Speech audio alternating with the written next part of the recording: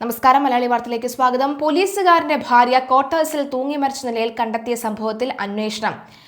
HAL police സ്റ്റേഷനിലെ കോൺസ്റ്റബിളായിട്ടുള്ള രാജേഷ് ആരാധ്യയുടെ ഭാര്യ ലക്ഷ്മിപ്രിയ എന്ന 26 വയസ്സുകാരിയാണ് KR പുരിയിലെ പോലീസ് ക്വാർട്ടേഴ്സിനുള്ളിൽ ജീവനൊടുക്കിയ നിലയിൽ കണ്ടെത്തിയത്. മരണത്തിന് തൊട്ടുമുമ്പ് തന്റെ മൊബൈൽ ഫോണിന്റെ പാസ്വേഡ് ലക്ഷ്മിപ്രിയ സ്വന്തം സഹോദരിക്ക് വാട്സാപ്പിൽ അയച്ചു നൽകിയതിന് ശേഷമാണ് ആത്മഹത്യ ചെയ്തത്. ഇതിന് പിന്നാലെ മരണം സംഭവിച്ചതിനെ തുടർന്ന് ദുരൂഹത വർദ്ധിപ്പിക്കുകയാണ്. ക്രൂരമായ ഗാർഹിക സ്ത്രീധന പീഡനമാണ് ലക്ഷ്മിപ്രിയയുടെ മരണത്തിന് കാരണമായി കുടുംബം ആരോപിക്കുന്നത്. വെള്ളിയാഴ്ച ഉച്ചയ്ക്ക് 2 മണിയോടെയാണ് ലക്ഷ്മിപ്രിയ തന്റെ ഇളയ സഹോദരിയുമായി വാട്സാപ്പിൽ അവസാനമായി സംസാരിച്ചത്. സംഭാഷണത്തിനിടയിൽ തന്റെ മൊബൈൽ ഫോണിന്റെ പാസ്വേഡ് ലക്ഷ്മിപ്രിയ സഹോദരിക്ക് അയച്ചു നൽകുകയായിരുന്നു. ഫോൺ ലോക്ക് തുറക്കാനുള്ള രഹസ്യ നമ്പർ പെട്ടെന്ന് അയച്ചു നൽകിയതോടെ സഹോദരിക്കും കുടുംബത്തിനും കടുത്ത സംശയമായി. ലക്ഷ്മിപ്രിയയെ ഫോണിൽ തിരികെ വിളിച്ചെങ്കിലും ഫോൺ എടുത്തില്ല. തുടർന്ന് പരിഭ്രാന്തരായ കുടുംബാംഗങ്ങൾ ഭർത്താവായ രാജേഷിനെ വിളിച്ച് വിവരം അറിയിക്കുകയായിരുന്നു.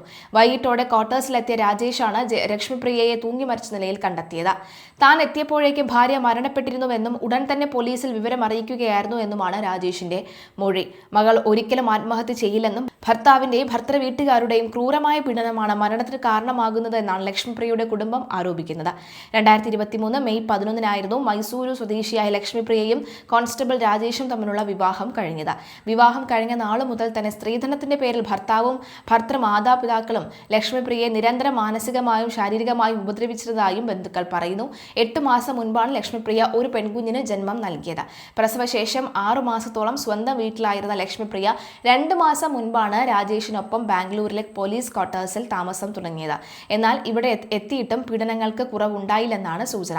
മരണത്തിന് തൊട്ടുമുമ്പ് ഫോൺ പാസ്വേഡ് അയച്ചു നൽകിയതിൽ ഫോണിനുള്ളിൽ പീഡന വിവരങ്ങൾ അടങ്ങിയ എന്തെങ്കിലും തെളിവുകൾ ഉണ്ടായെന്നാണ് പോലീസ് പറയുന്നത്. ഇപ്പോൾ പരിശോധിച്ചു വരികയാണ്.